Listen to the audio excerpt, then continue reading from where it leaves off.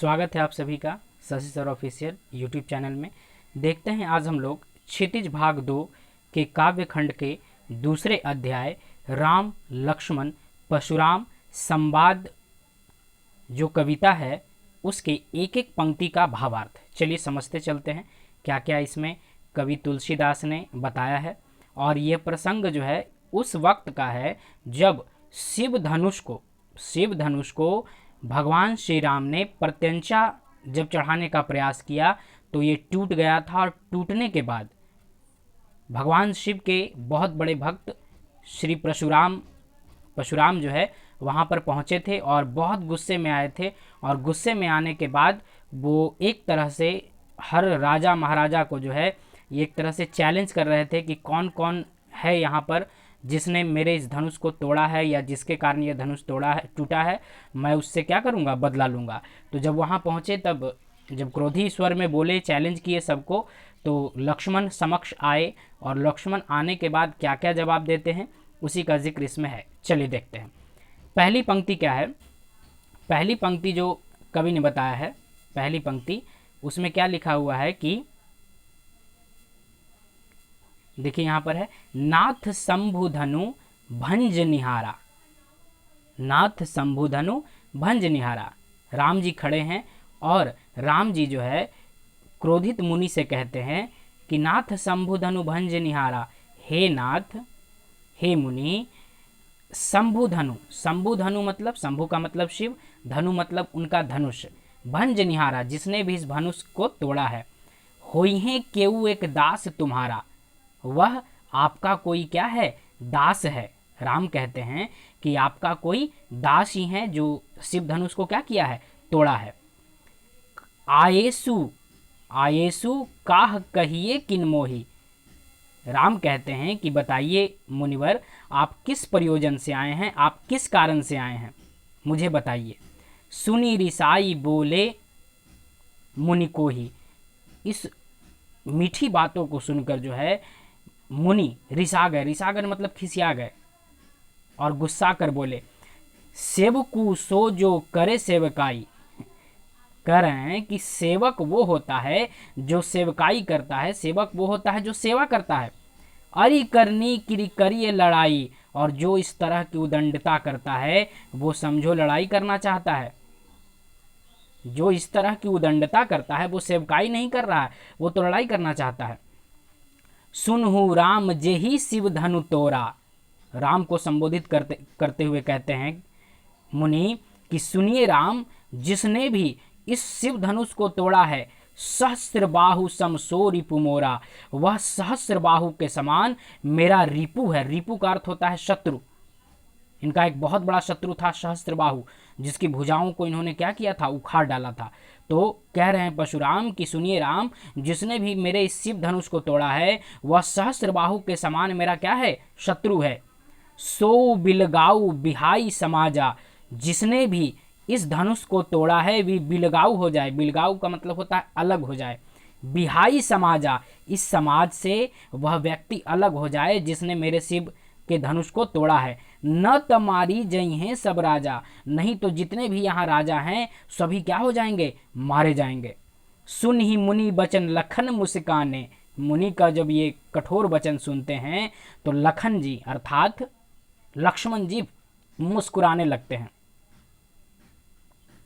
बोले परशुधरी अब माने, और बोलते हैं परशुधरी। परशुधरी अर्थात कहा गया इस क्या किसको, परशुराम को। परशुराम को अवमाने, अवमान मतलब परशुराम का अपमान करते हुए लक्ष्मण जी कहते हैं, क्या कहते हैं भाई, क्या कहते हैं जरा देखिए अगली पंक्ति।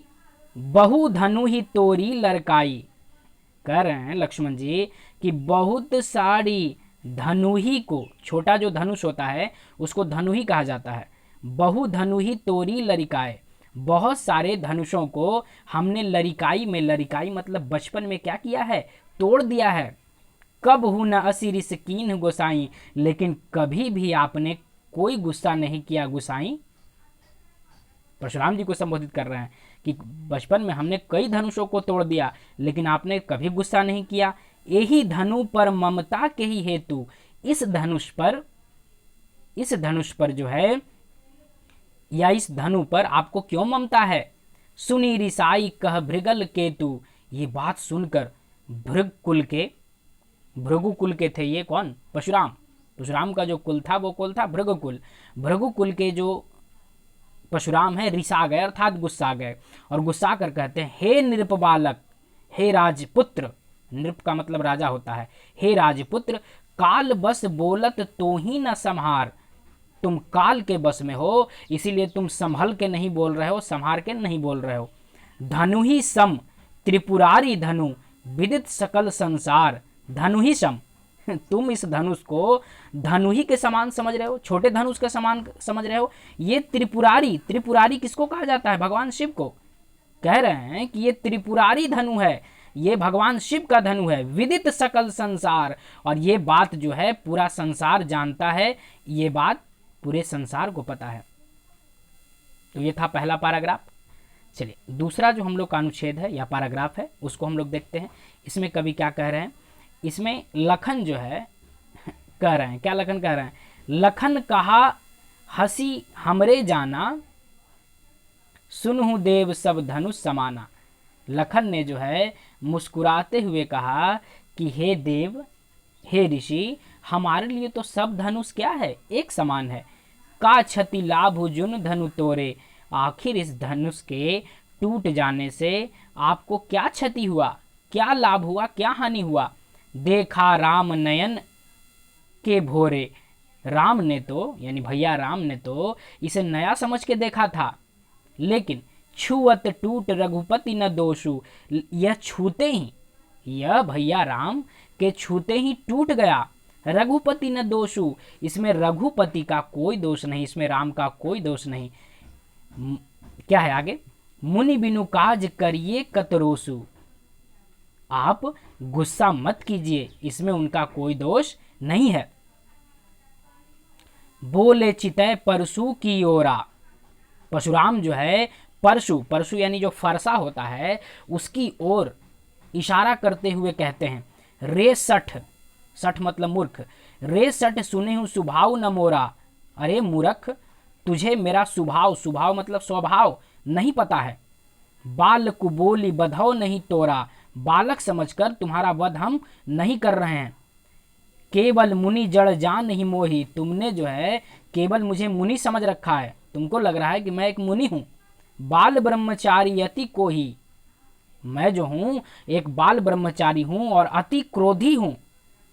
विश्व विदित क्षत्रिय कुल द्रोही, ये विश्व विदित है, ये पूरा विश्व जानता है कि मैं क्षत्रिय कुल का क्या हूं, द्रोही हूं, क्षत्रिय कुल का बहुत बड़ा शत्रु हूं, दुश्मन हूं। भुज बल भूमि भूप बिनु कीन्ही, मैंने अपने भुज बल से, अपने भुजाओं के बल से इस भूमि को भूप बिनु, क्षत्रिय बिनु कर दिया है, क्षत्रिय विहीन कर दिया है। विपुल बार महिदेव दिन ही, और अनेकों बार इसको मैंने जीत कर ब्राह्मणों को दान में दे दिया है।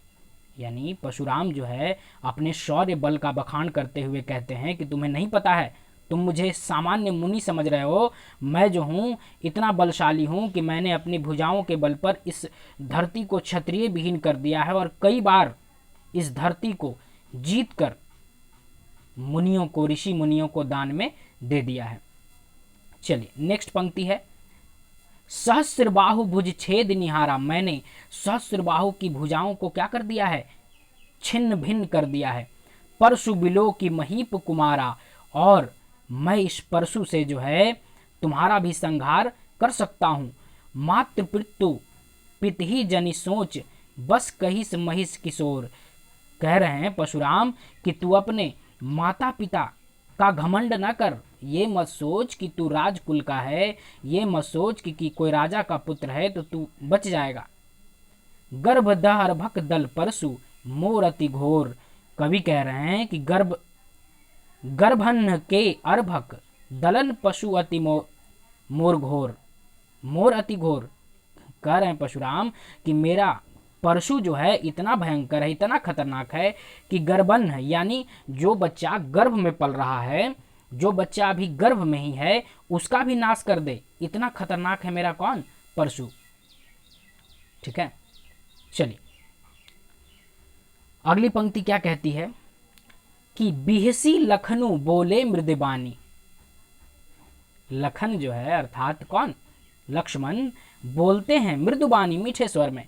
अहो मुनीषी महाभट मानी, हे मुनि आप स्वयं को महाभट मानते हैं। महाभट मतलब होता है महायोद्धा, आप अपने आप को बहुत बड़ा योद्धा समझते हैं। पुनि पुनि मोहि देखाव कुठारू, बार बार आप मुझे क्या कर रहे हैं, कुठार दिखा रहे हैं। कुठार का मतलब ये परशु, कुठार का मतलब कुल्हाड़ी भी होता है। चाहत उड़ावन फूंकी पहाड़ू, ऐसा लगता है जैसे आप फूंक के पहाड़ को उड़ा देना चाहते हैं। आप कुठार बार बार, कुल्हाड़ी मुझको बार बार ऐसे दिखा रहे हैं, लग रहा है जैसे एक फूंक मारकर आप क्या करना चाह रहे हैं, पहाड़ को उड़ा देना चाह रहे हैं। यहाँ कुम्हड़ बतिया नहीं को नाही, कवि कहते हैं, कवि यानी कौन, लक्ष्मण। लक्ष्मण कह रहे हैं कि यहाँ कुम्हड़ बतिया नहीं को, यहाँ कोई कुम्हड़ बतिया नहीं है।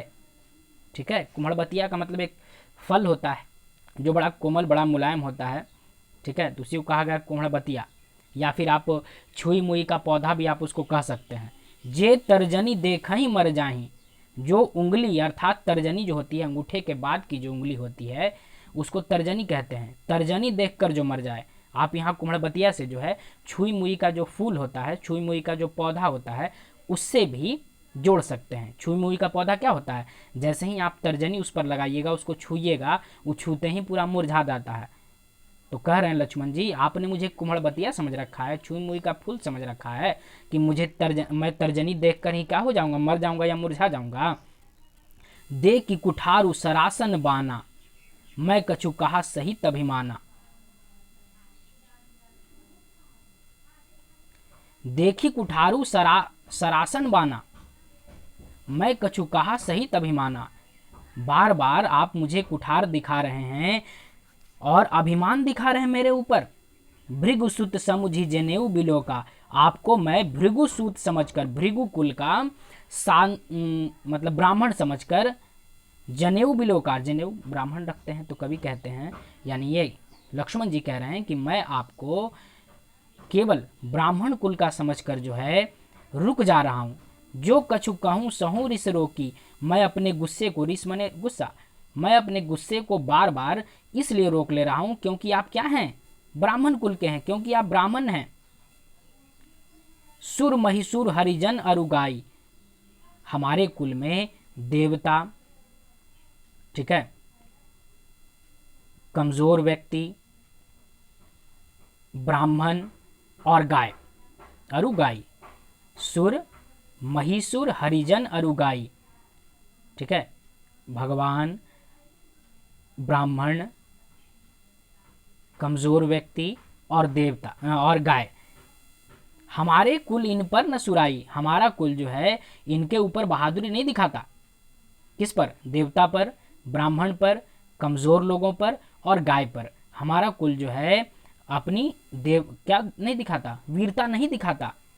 बधय पापू अपकीर्ति हारे, क्या कह रहे हैं यहाँ लक्ष्मण जी, बधय पापू, अगर मैं आपका वध करता हूँ या इनमें से किसी का वध करता है मेरा कोई कुल का व्यक्ति, तो ये पाप है।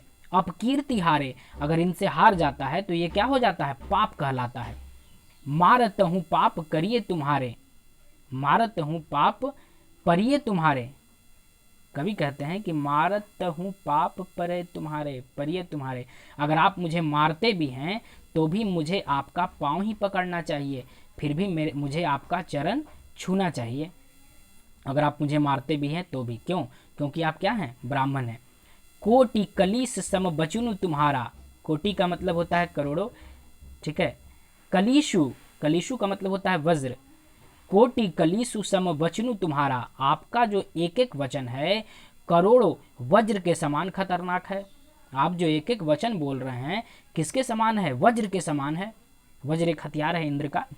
व्यर्थ धरहूँ धनुबान कुठारा, आपने व्यर्थ में धनुष, बाण और कुठार अर्थात ये जो परशु है बेकार में पकड़ रखा है, इससे ज़्यादा खतरनाक तो आपका बोली ही है, ठीक है।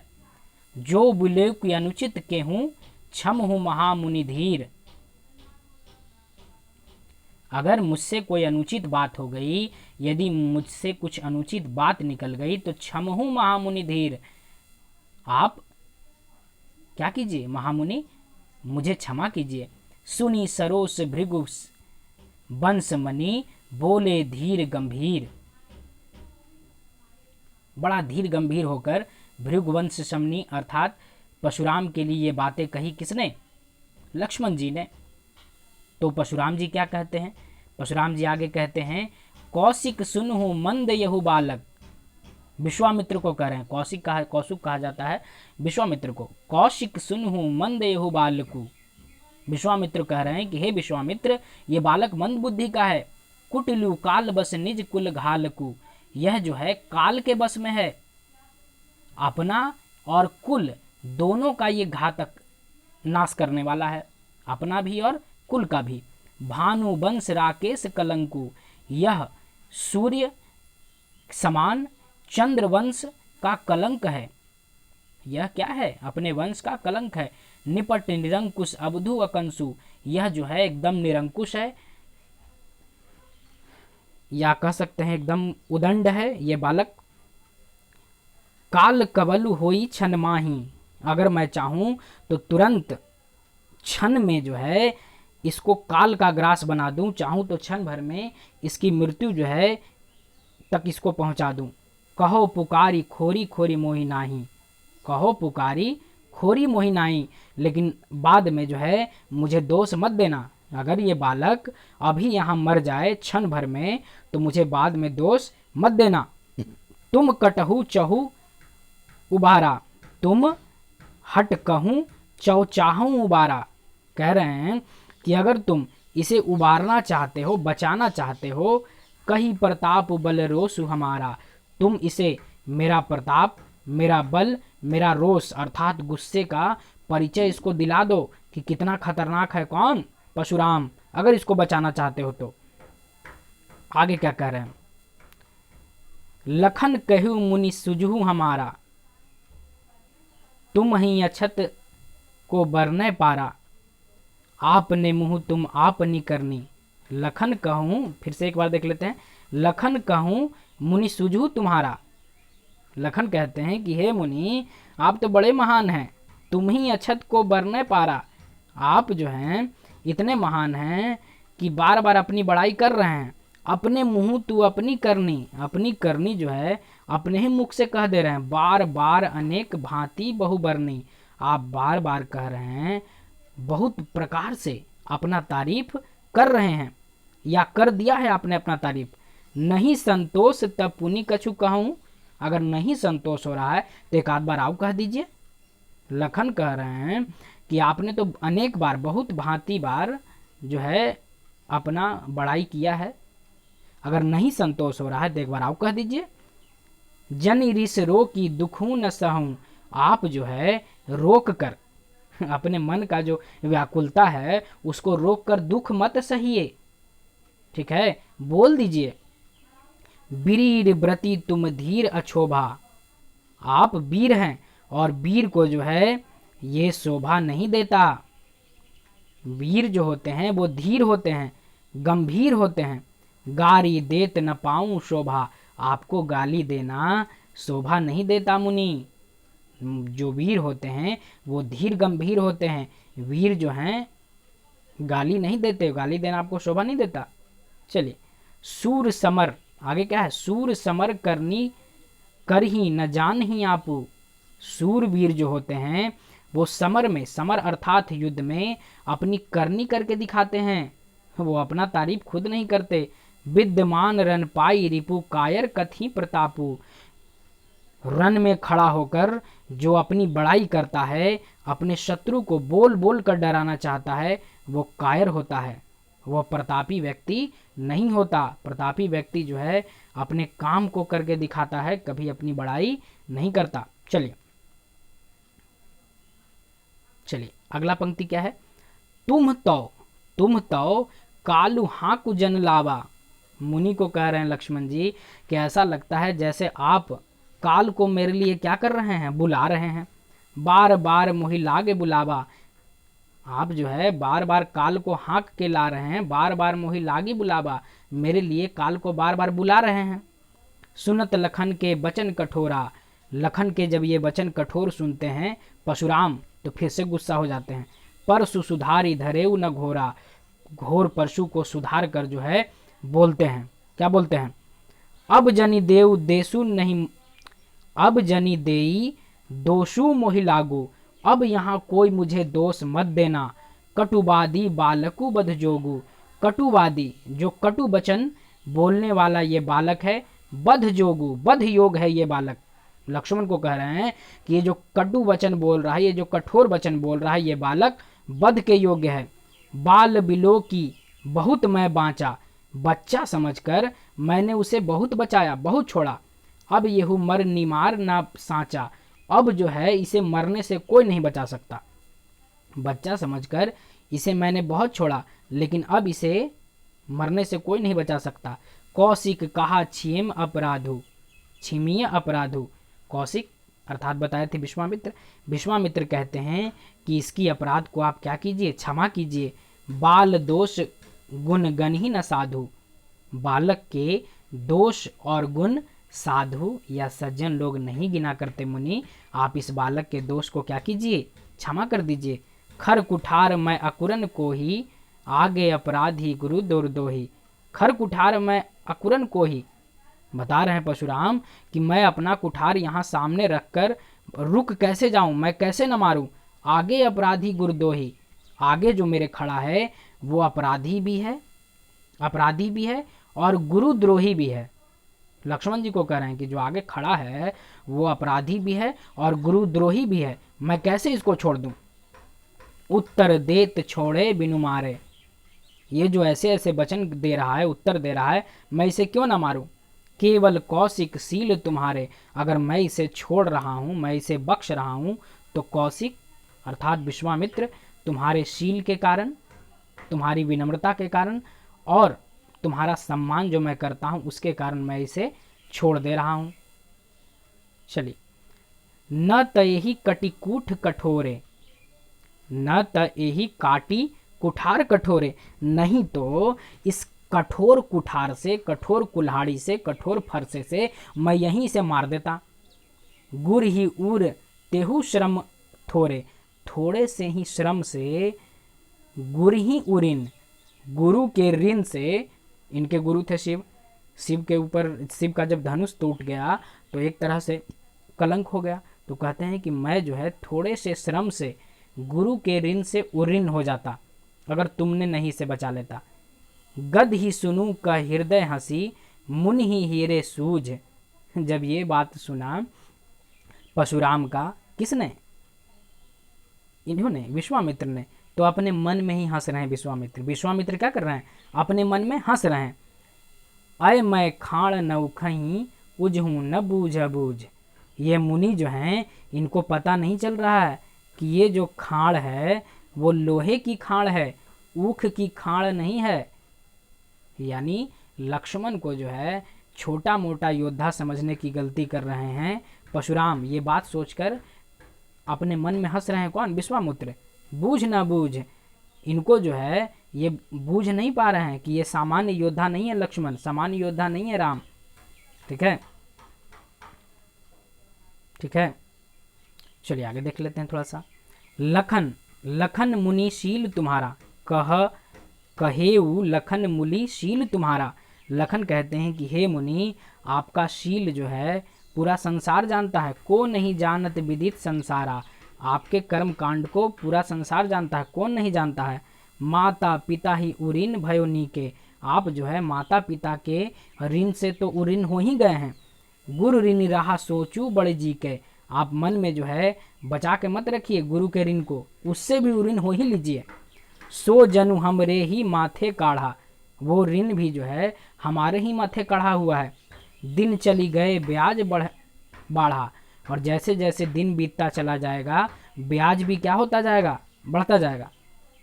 लक्ष्मण कह रहे हैं कि आप जो हैं माता पिता के ऋण से तो ऋण हो ही गए हैं, गुरु के ऋण से भी ऋण हो जाइए, क्योंकि वो ऋण हमारे माथे पर चढ़ा है। और दिन प्रतिदिन अगर आप छोड़ दीजिएगा तो ब्याज क्या होता जाएगा, बढ़ता जाएगा।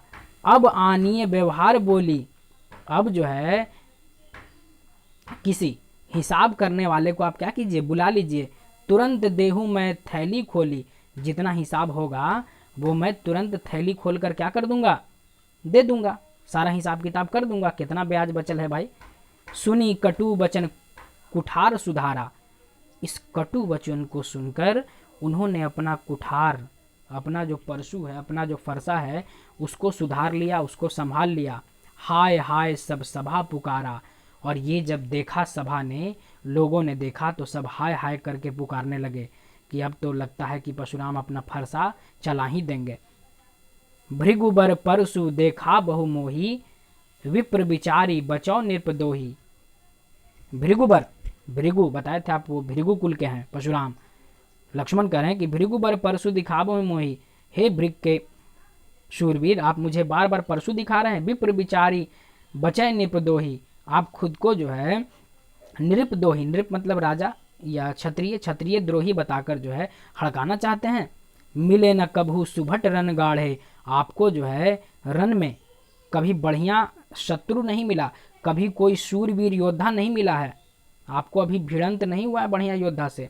द्विज देवता धर ही के बाढ़े, आप जो हैं द्विज देवता हैं, आप ब्राह्मण हैं, घर ही के बाढ़े, आप घर के बड़े हैं। आप शूरवीर हैं लेकिन कहाँ के वीर हैं, घर के बड़े हैं, यहाँ के नहीं हैं। अनुचित कहू सब लोग पुकारे, सभी लोग अनुचित कह कह के जो है पुकारने लगे कि नहीं ये अनुचित है, नहीं ये अनुचित है, रुक जाइए। रघुपति शयन ही लखुन निवारे, निवारे। कवि कह रहे हैं कि ये चीज़ जब देखा तो रघुपति, रघुपति यानी राम जो है वो लखन को आंखों से इशारा किए, शयन नयन ही, अपने आंखों से जो है रघुपति ने इशारा किया कि लखन बैठ जाओ तुम। लखन उतर आहुति सरीस, भृगु कापहु कृषाणु, बढ़त देखी जल सम बचन बोले, रघुकुल भानु। कवि कह रहे हैं कि लखन गुस्से से पागल थे, भृगु कोर कपुपु, भृगु बर कांपू, और भृगु के जो राजा हैं, भृगु के जो श्रेष्ठ हैं कौन, परशुराम, वो भी क्रोध में थे। बढ़त देखी जल सम, जब ये सब कुछ बढ़ते हुए देखा तो जल के समान ठंडे वचन किसने बोले, रघुनाथ ने बोले, अर्थात किसने बोला, राम ने बोला, और इस सभा को शांत किया, लक्ष्मण जी को शांत किया, और इस तरह से लक्ष्मण का वध होने से रह गया।